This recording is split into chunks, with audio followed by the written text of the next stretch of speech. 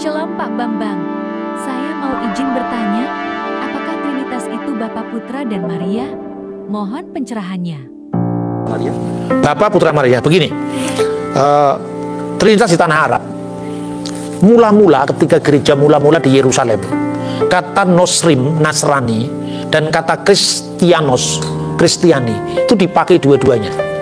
Paulus di dalam Kisah Rasul pasal 20 ayat 5, pasal 24 ayat 5 disebut salah seorang dari pemuka sekte Nasrani. Sementara di dalam Kisah Para Rasul pasal 11 ayat 26 di Antioquia lah untuk pertama kali murid-murid Yesus itu disebut Kristianos. Jadi dua-duanya ini sebetulnya dipakai oleh gereja mula-mula. Sebetulnya pengikut Yesus itu disebut Hodos, pengikut sang jalan. Karena Kristus sendiri yang mengatakan akulah jalan dan kebenaran dan hidup, dan tidak seorang pun yang sampai kepada Bapa kalau tidak melalui aku. Tapi kemudian orang-orang di luar gereja lah yang menamai pengikut Yesus itu. Termasuk dialognya Paulus dengan pemimpin Roma itu, sehingga dikatakan ini penyakit sampar yang menjadi salah satu dari pemimpin sekte Nasrani. Nah, kemudian kata Nasrani itu menjadi tidak bagus lagi dipakai. Stigmanya begitu negatif ketika orang Yahudi sebagai reaksi terhadap kekristenan melakukan sebuah konsili di kota Yamnia. Jadi kalau Anda membaca Misnah maupun Talmud itu clear sebetulnya sejarahnya ya. Jadi pemberontakan Yahudi atau perang Yahudi itu dilakukan oleh kelompok namanya kelompok Selot. Nah, kelompok Selot ini kan garis kerasnya Yahudi waktu itu dari Parisi kebanyakan. Karena Amha Aret, kebanyakan masa rakyat banyak itu dipimpin orang Parisi, melakukan perlawanan. Kemudian ketika perang Yahudi pertama itu hampir usai, artinya Yahudi pasti akan kalah, ada seorang rabi bernama Yohanan ben Sakai. Dia menyadari sebentar lagi agama kami akan hilang karena bait Allah akan hancur. Lalu tiba-tiba dia menyuruh rabi juniornya, namanya adalah Eliezer ben Hirkanus, untuk menyelinap masuk ke perkemahan Jenderal Titus yang menghancurkan Yerusalem itu. Ketika kondisinya sudah baik, akhirnya sang guru sendiri menyelinap masuk ke tendanya. Dia mengucapkan salam bagimu wahai raja. Lalu Titus mengatakan, ada dua kesalahan yang kamu lakukan wahai rabi. Pertama, kamu menyebut aku raja, padahal aku bukan raja. Kesalahan kedua, jikalau kamu mengakui saya sebagai raja, kenapa kamu baru datang sekarang? Ketika peristiwa perang ini sudah hampir menghabisi kita dua-duanya. Dia mengatakan, memang engkau raja wahai Titus, tapi tidak sekarang. Terus dia begitu percakapan itu sedang, ini ada di dalam Misnah. Dalam percakapan tiba-tiba utusan dari Roma, ini Roma Pagan sebelum Roma Kristiani. Wahai jenderal, bersiap-siaplah karena kaisar sekarang wafat dan engkau akan ditunjuk sebagai penggantinya berdasarkan putusan senat. Wah, bener dong kalau gitu omongannya si rabi ini. Engkau raja tapi tidak sekarang. Wah, dia merasa tersanjung. Berarti kamu menubuatkan saya sebagai raja. Akhirnya mintalah sesuatu sebelum aku berangkat ke Roma. Tapi dia sudah nyindir dulu. Tapi jangan minta yang satu ini. Ketika si rabi ini mengatakan begini, jikalau ada tong berisi madu, lalu ada ular masuk ke tong itu, kenapa kamu tidak mengambil tongkat dan kemudian mengambil ular itu dan membunuhnya di luar tong madu tadi? Kenapa kamu harus menghancurkan tong madunya? Dan dia mengatakan, saya tahu kamu memohon supaya bait Allah jangan dihancurkan, tapi untuk yang satu ini tidak ada kompromi, mintalah yang lain. Akhirnya dia minta suatu tempat yang jauh dari hingar-bingarnya politik Yerusalem, diberikan tempat yang namanya Yabne atau Yamnia.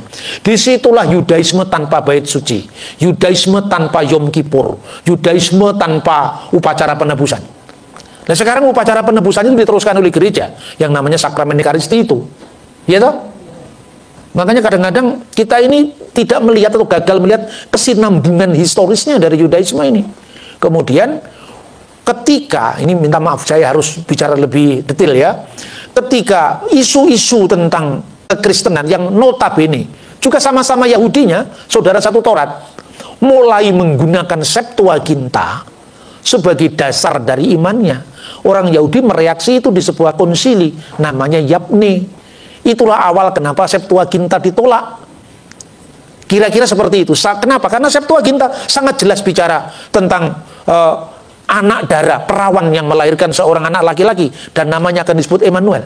Dalam teks Ibrani kata Ha'alma itu bisa maknanya perempuan muda, bisa bermakna perawan, bisa bermakna gadis yang belum menikah.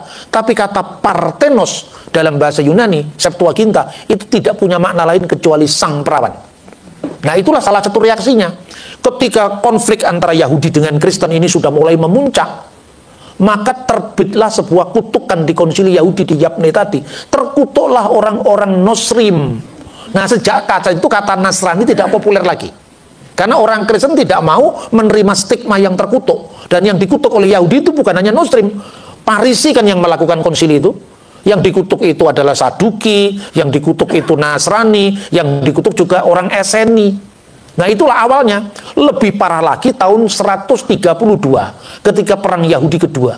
Kristen sama sekali tidak mau ikut dalam harapan bangsa Yahudi gara-gara Rabi Akiba. Jadi setelah Rabi Eliezer punya murid Akiba. Jadi ada 3 generasi.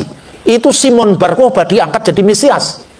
Orang Kristen ingat sabda Yesus supaya dia lari ke padang gurun, jangan ikut lagi. Maka gereja kuno di Yerusalem, Patriark Yerusalem itu pindah ke Pela. Ini disebutkan dalam Historia Ecclesiastica dari Eusebius. Sejak saat itu, uskup-uskup di Yerusalem yang dulunya adalah masih kerabat Yesus, tentu bukan kerabat fisik karena Yakobus saudara Yesus itu bukan saudara anaknya Maria, Bunda Maria, tidak. Itu anak dari Maria istri Kleopas. Ya, jadi itu saudara sepupu namanya. Terus kemudian punya anak lagi namanya Simeon, dan dialah yang menjadi uskup. Setelah perang Bar Kokhba, ini orang Yahudi Kristen ini semua sudah pindah dari Yerusalem. Akibatnya orang-orang Yunani lah yang menjadi pemimpin gereja Patriark Yerusalem itu sampai nanti munculnya skisma antara barat dan timur itu.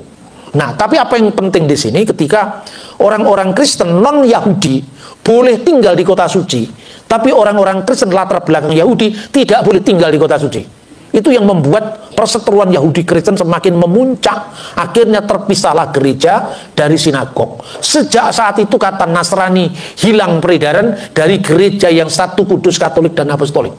Tidak ada lagi dipakai kata itu. Tapi muncul kembali lewat aliran baru yang namanya Nasrani Mandayan. Nah, kelompok inilah bukan hanya Nasrani Mandayan, tapi kelompok El-Kesaid yang mengatakan kami ini Nasrani bukan Kristen. Kelompok Ebionit itu sisa-sisa kelompok Yahudi Kristen yang membangkang terhadap gereja yang universal karena dia menuduh Paulus telah membebaskan orang-orang Kristen non-Yahudi dari hukum Taurat. Lalu mereka menyatakan diri kami ini Nasrani bukan Kristen. Menjelang abad keempat ada catatan dari Epifanius dari Salamis. Anda bisa membaca. Kelompok itulah yang Epifanius inilah yang bercerita bahwa di Elusa, wilayah Arab, ada kelompok yang memasukkan Bunda Maria sebagai objek sembahan. Jadi dia konteksnya dalam bukunya itu dia mengatakan ada 2 aliran ekstrim tentang Maria. Satu yang disebut anti-dikomarianisme. Anti-dikomarianisme itu adalah kelompok yang membuang Maria dari teologi gereja. Pokoknya Maria itu hanya saluran, setelah selesai dibuang, tidak ada artinya. Itu anti-dikomarianisme. Tapi kelompok kedua itu adalah kelompok yang memuja Maria dan memasukkan sebagai objek penyembahan, namanya koliridianisme. Nah, dia bercerita, Epifanius dari Salamis ini, ketika itu ada orang-orang Arab di Elusa, kemudian kebanyakan anggota sektenya ini orang perempuan. Lalu dia membuat gerobak-gerobak yang dihias dengan bunga, di mana patungnya Bunda Maria ditempatkan di situ, lalu diarak-arak kemana-mana. Kelompok ini memasukkan Maria sebagai objek sembahan. Lalu Santo Epifanius dari Salamis mengatakan, Maria harus dihormati, tapi tidak untuk disembah. Maria harus kita hormati sebagai Bunda Kristus yang sepenuhnya Allah, tetapi tidak boleh kita masukkan dalam Tritunggal, karena Tritunggal itu Bapa, Putra, dan Roh Kudus. Nah, kelompok ini yang oleh orang Arab disebut sekte Maryamiun. Nah, apa hubungannya dengan Islam? Apakah Islam itu muncul dari sekte ini? Saya kira tidak semudah itu untuk mengatakan. Apalagi hal-hal seperti ini kita mesti hati-hati sekali. Kalau posisi saya mengatakan Islam itu agama di luar Kristen. kita tidak bisa menilai Islam dari kacamata Kristen. Kita harus menilainya dari kacamata lintas agama. Jadi kita tidak boleh mengukur Islam dari ukuran kita, begitu pula kita tidak boleh mengukur Kristen dari ukuran Islam. Kayak seperti yang saya tegaskan di awal tadi.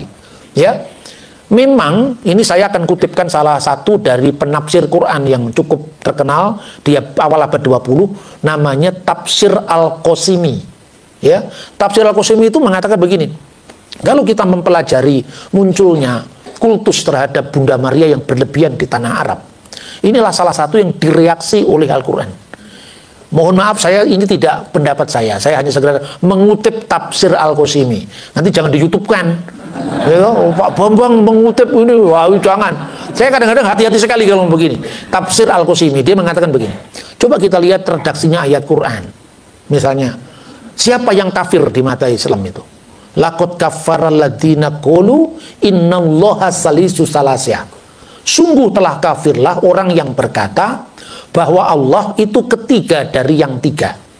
Lalu dikaitkan pula dengan surat yang lain, surat An-Nisa 171. Wala taqulu salasa, jangan kamu mengatakan Allah itu tiga. Siapakah yang dimaksud dalam ayat ini?